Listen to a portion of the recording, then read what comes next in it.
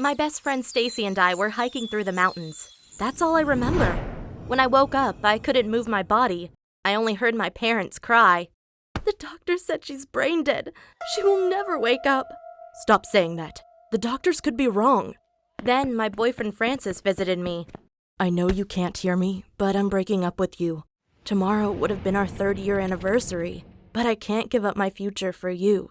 I'm sorry. It's over. Wow, I was in a coma for a week and my boyfriend already dumped me? I wanted to stand up and punch him into a coma too, but it was hopeless.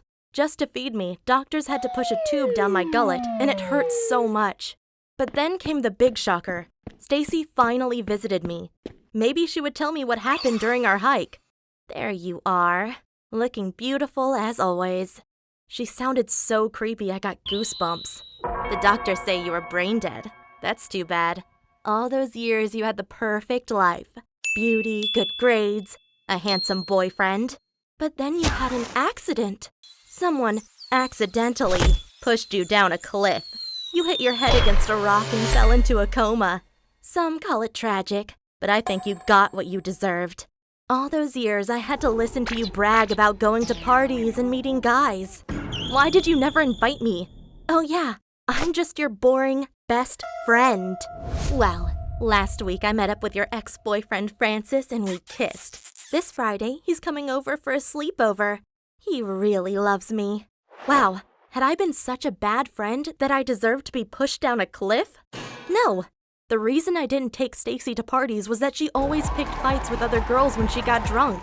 Now her craziness has ruined my life and she didn't show one bit of remorse. For weeks I dreamed of breaking into her house and taking revenge. She should be as miserable as I was. But if life couldn't get any worse, my mom came and screamed at me the next day. I wish you were dead. You're ruining our lives. Stop it. She's still our daughter and I won't give up on her.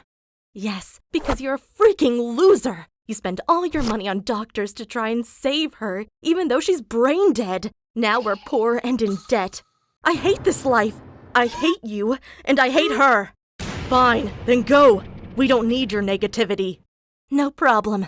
I'll send you the divorce papers tomorrow. My mom never came back to visit me, and I felt so guilty, like it was my fault my parents split up. If I could have ended my life, I would have done it, so my dad could move on. But instead, he hired a new doctor, a leading expert on coma patients. He did a PET scan to measure how much sugar my brain was using and concluded I wasn't brain dead. My dad was even able to ask me questions. If I wanted to answer yes, I had to imagine throwing a baseball so the monitor would light up. But I didn't tell them that Stacy had pushed me down the cliff. The doctor said I would soon wake up from my coma anyway. And I wanted to take revenge on Stacy myself. But then someone came into my room. But who was it? I don't know if you were awake during our last conversation, but you better understand that no one will believe you. I realized it was Stacy and she started pinching my arm. Tell anyone about what happened and you will regret it badly. I wanted to scream. I wanted to attack her, but I was trapped in my body. It was like a nightmare. It took another year before I finally woke up from my coma. Stacy came to congratulate me, and I pretended to be overcome with joy to see her. Fake tears and everything. If I wanted to take revenge, I had to gain her trust first, and I think she bought the act. Meanwhile, my mom visited me too. Hey babe, how are you? What do you want? I want to see my daughter. You abandoned me and Dad in our darkest hour. I know I messed up, but can you give me another chance? No! I saw on Facebook that you have a new husband. Leave him first before you talk to me again. She did just that. It took 12 months for her to get a legal divorce, but when she showed me the papers as proof, I said, oops, never mind. I still don't want you back. I hope I've destroyed your life now like you destroyed Dad's. I haven't spoken to her since. And what happened to Stacy? Well, for months I had murderous revenge fantasies, but no way would I go to prison for her. Instead, I told her boyfriend Francis that Stacy pushed me down a cliff. He didn't quite believe it, but agreed to an experiment. We hid a microphone in his room and waited until Stacy came to make out with him. Then I accidentally sneezed and came out of the wardrobe. Whoops, this is so embarrassing. What are you doing here? Did you sleep with my boyfriend?